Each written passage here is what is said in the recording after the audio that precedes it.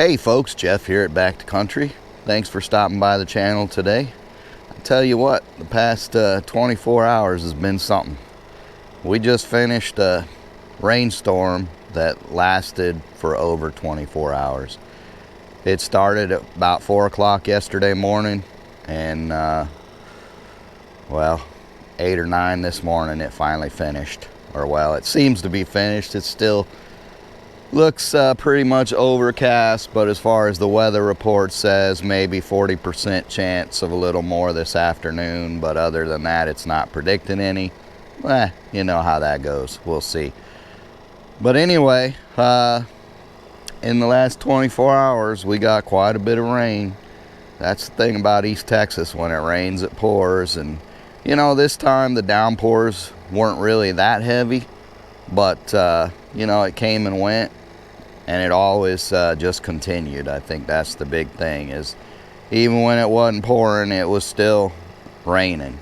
Not even what I would call just a sprinkle. It was raining. So let's see what the weather gauge says as far as how much rain we got.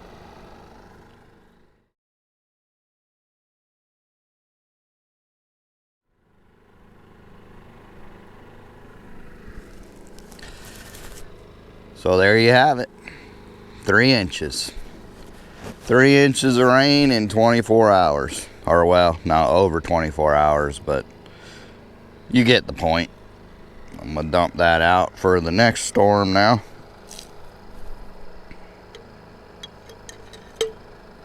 All right, we're cleared. So now let's look around and see how we fared in all that rain. So this is what I call our camping yard, and when I went to bed last night, this was all, you know, kind of underwater, puddles everywhere. Over by the RV, we had a couple inches deep because this isn't perfectly flat ground, so it does puddle up, but it dries out pretty quick when it stops. We can see here that the water flowing off of all that comes straight down here. You can see a real clear path, and then it runs down into this ditch and on down the hill. There's some small tracks of little critter that come by this morning.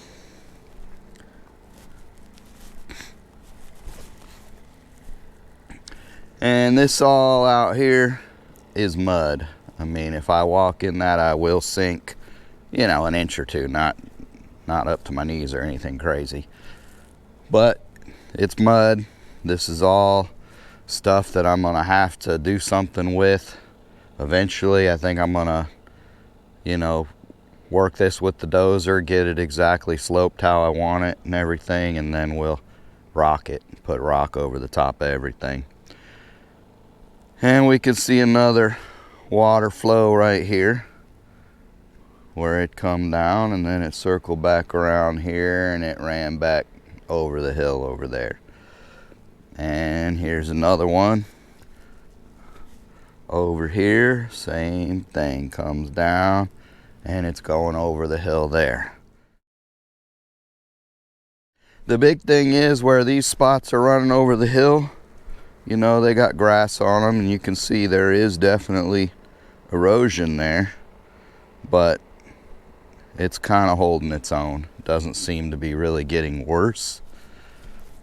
But eventually I think I'll put one of these boxes in here and try to slope everything to that box, and then run a culvert down just to minimize what does run over the sides of the hill.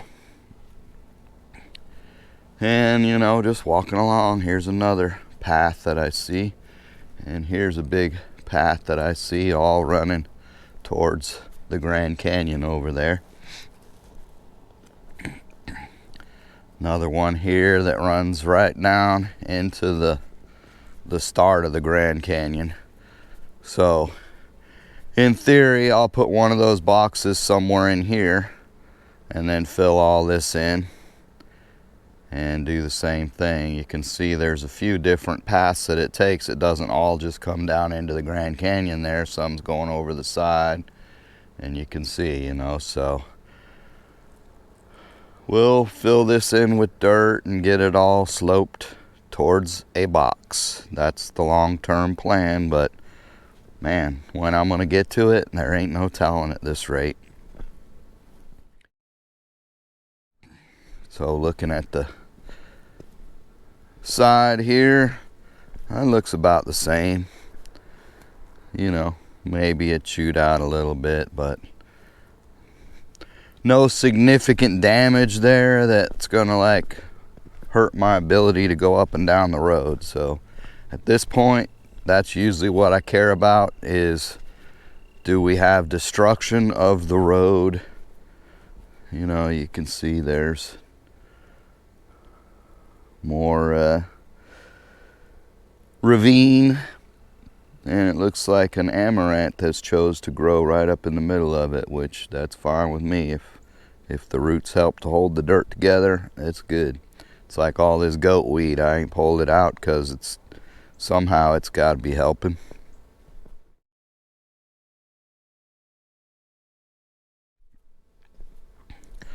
Overall though, you know, I don't see this. I think is about the same as it was.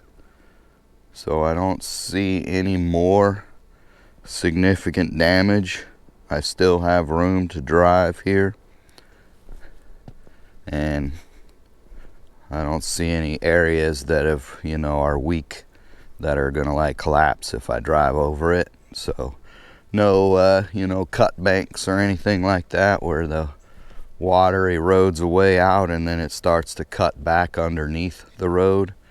That's probably the most dangerous type of erosion in my opinion, because you don't see it, you drive over it and everything collapses. So we still got water flowing down through here, but you know, I got plenty of width on that side right here, so I can avoid that, and it's all good. Still washing out that sand, which is why we need to get better dirt in there and refill all that and build that road. But before I can do that, I've got a lot of other stuff to do. One is to continue clearing that area. Of course, now that's all wet, I'm sure. So, not easy to do so many projects at once when you're doing it by yourself, or even just Lorena and I. There's only so much we can do, so you just kind of got to roll with it. And that's what we do. We just take it as it goes. I mean, why let it upset our lives? But you can see here, I had moved all this silt back. I pushed it with the dozer back up there, and there's a lot of silt that came down in this storm. You can see where it's run all the way across the road here. But it's still solid enough to drive over, so that's the key. I let it dry up a bit, and then we'll run the dozer through here and push it all back up again. Like I say, once we get some good dirt to cover it all with, it'll be fine.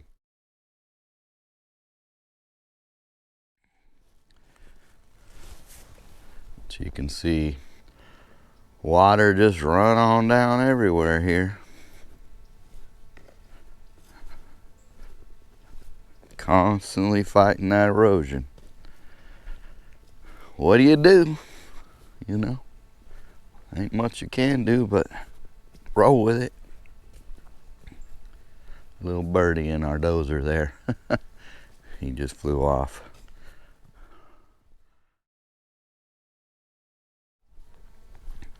So once we get down to this part of the road, I mean, you can see the water runs across it, but it doesn't run across with so much force that it tears the road out. It does make itty bitty little ruts, you know, but that's easy to clean up. And we will eventually put a ditch on the high side and run a culvert across the road. So, I mean, here you can see this is probably the worst damage right here. So you can see there's a lot of water that's flowing there and cutting on across and going into the ditch on the low side. So this would be a good area to put a culvert, to make ditches along the side of the road there, and then put in a culvert for it to cross so the water can get across the road without tearing it up. Because that would eliminate this section here, that section there, and you know, however far up you make your ditch. That is my plan, and you'll just have to stick with us to see how it works out. And you know, maybe y'all should start a pool. Maybe you can put in the comments, you know, how many years, months, days, whatever, how long you think it's going to take me to get to it. With all these different tasks I got going on, you know, the number one priority is still to finish the building. And so I've started cleaning it out, started stacking up all the scrap metal and everything, parked my trailer inside the shop. And then I started yesterday while it was raining. I was in there cleaning up, picking up all the scrap metal and putting it on the trailer. I'm gonna haul that to the other side of the property, probably put it in the container or something, just to get it out of the way. Eventually, I think a lot of it will go to the recycle, and then we'll decide what we could use for, you know, scraps, various projects, whatever. So this road continues to hold up very well. You know, this was our model here.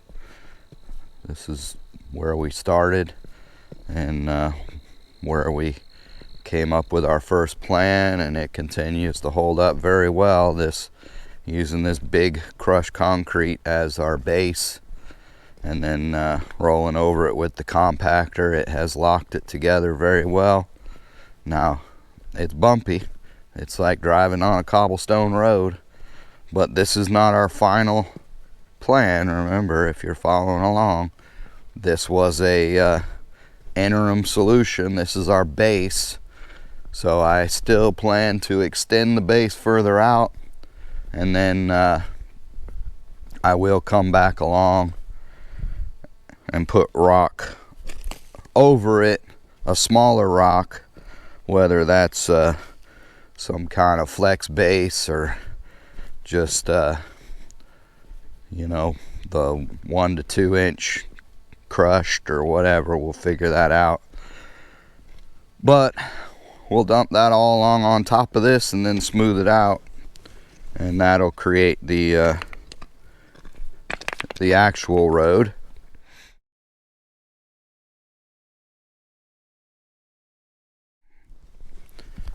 And as long as it holds up and, you know, we can get something kind of smooth out of it, I'll be happy. It doesn't have to be like the interstate or anything, but I would like it to be a decent road. Now you can see we got some runoff down here that has accumulated a little bit, but it is hard. There's no real give. I mean, I just walked across it and you can barely see my boot prints, so it's hard. That's good. And of course, this is where I put down all this.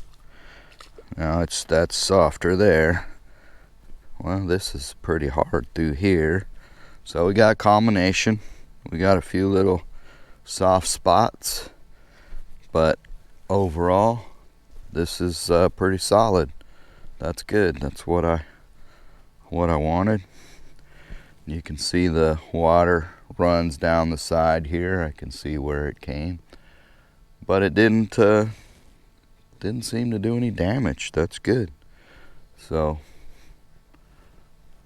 overall, I guess I'm pretty happy with this.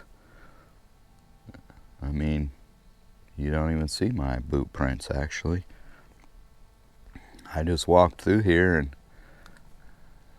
I didn't leave, you know, clear tracks. So that tells you how well packed that is. There's not really leaving a track. Stamp hard, barely. So it's solid. That's good. Where that mud puddle is right there, that was soft in that mud puddle. But everywhere else seems to be solid. So overall, I'm happy with that.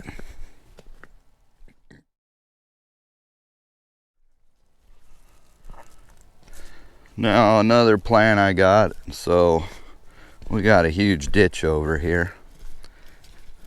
All the water comes down this hill, you know, this is the way we built it. We wanted it all to flow over to the side and just make a natural ditch, whatever. And that's what it did. And we got this big old ditch left here that the water's flowing through, and it's working really well. But I want to be able to cross this, and I was riding the four-wheeler with a buddy, kind of showing him around, and yeah, bringing the four-wheeler across this ditch, it was a little bit of a challenge. You know, I'd call it a technical challenge, just figuring out your right path and getting it across. Now all I got is a two-wheel drive four-wheeler, so that makes it even more challenging, but I got across it. But that ain't how I want it. I want to be able to drive across this. So you can see there's dirt piled up here. So the plan is to throw some culverts in here and then cover them up, and that'll take care of that dirt, and then we'll still have that road there. I'll work on that a little bit and make it good, but I measured this and it's 60 feet. So basically I need like 3 pieces of culvert to stretch across that. And finding culvert for a reasonable price is a little bit challenging. The other day one of my neighbors called me and said that Lowe's had got some culvert in, and so I hooked up the trailer and we ran down there. He needed 1 and they had a total of 3, so I bought 2, he got 1. And with military discount and everything, I want to say they were like normal 300, and we got them, what, 270, so 10% off, plus tax, of course. And they didn't have the bells on the end, so I had to buy a collar as well, and their collar was about 30 bucks. So, you know, that adds up pretty quick. Culverts used to be about half that. That was a 12 inch by 20 foot. But I need 40 foot up at the road I'm building. So I want to be able to cross under that road with a culvert. And so that's 40 foot. So that's what I bought those 2 for, because that's my priority up there. Fixing that ditch down there to where I can cross it, that's just something I want to do. It's nice, but it ain't a priority. So I try to prioritize stuff and stay focused on what's important and what's time, you know, what do I need to get done in a timely manner. So this is not a priority. When the water runs across here and digs these little itty bitty ditches, whatever you want to call them, ruts, yes, it makes it a little bit bumpy when you drive across it, but it does not impede your ability to drive. So this road is solid here, it always has been, and it's not a priority, and I don't see it becoming a priority until, I don't know, this may be like the final piece of road that we work on this stretch. Because, like I say, as long as it's taking care of itself and I can still drive across it, then it's not a priority. Now this mess up here, when it comes to road, that's my number one priority, because that actually, every storm, you know, we're keeping our fingers crossed that it's not becoming a big safety hazard. And you know, I think we're riding the edge on that one. It's always somewhat of a safety concern, but I can still get the vehicles and everything up and down it, no problem. Nothing is weak on the edges, but the longer it goes and the more erosion, you know, it just chips away. So eventually it may become a serious problem. And of course, all this silt that washes down here, it makes the road mucky. And you know, you can see my boot prints there. They're not deep. I guess they're about a 1/4 inch. But when you drive across it, you know, it's gonna probably be, you know, an inch. You're gonna sink an inch.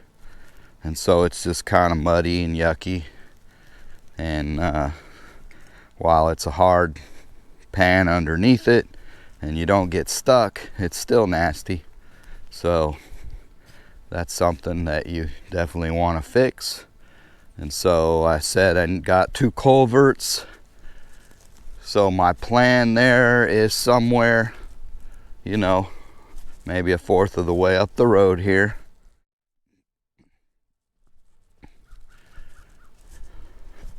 Maybe somewhere in like this area, I don't know. I'll come across, I'll dig a ditch all the way across the road here. And I'll put down that culvert and then cover it back up. And so when you go over to the other side here, you can see right here actually is a great place to put the culvert. And the reason is because you can see how it's cutting back a little bit here. It's formed a little bit of an eddy and come outside, and it's cutting into the side of the road.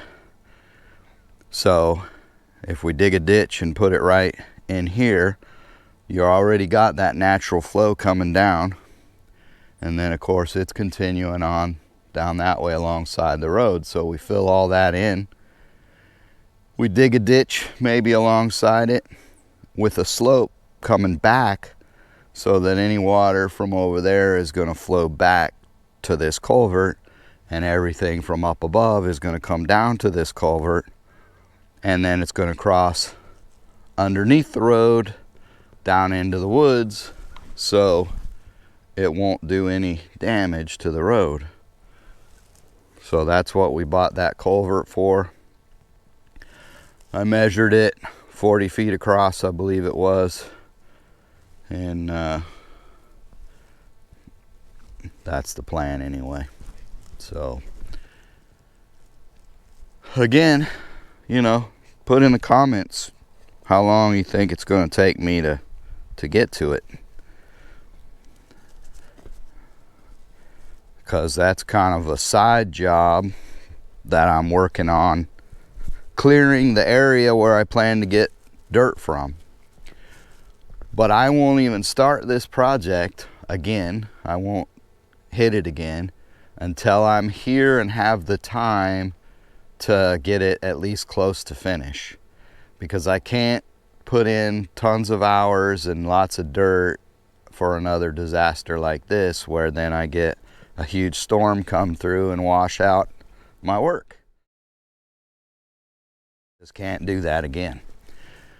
So before I can even get started on this, like I say, we got to clear that area up by Mars where we're gonna turn that into a pond or whatever if it works out right, and get it to where I can move dirt. And then I got to have the time to do this. But again, this ain't the priority. The priority is still that building. So what I have to do to finish the building, like I say, right now I've started cleaning it out, and once I get it cleaned out, get all the junk out of there as far as scrap metal, and there's some wood and stuff like that in there that some of that metal building was bundled with, get all that stuff out of there so it's cleaned up so we can prep it for spray foam. Then we got to get our spray foam plan together, and once our spray foam plan is together, get a date scheduled and get that spray foam in, spray foam it. Then I'm going to paint the spray foam like I talked about, both UV protection and fire retardant. And then it's time to start moving. So it may be until we're up here full time before I get the time to work on that road. And that's just, going to be based on how the priorities fall. And unfortunately, if something happens between now and then, oh great, it's starting to rain again. Got a little sprinkle coming down. If something happens between now and then that this road gets too much damage on it, that I can't safely drive on it, then I'm gonna have to do a temporary repair and just make it drivable. And so I'm always prepared to do repairs that are planned to be temporary, but I would really prefer to have the time to get on the permanent solution. So we'll get to it. Anyway, appreciate y'all taking that walk with me this morning. As always, thank you for supporting our channel, for watching our videos, providing comment, etc. And well, we'll see you on the next one, I guess. Y'all take care. God bless.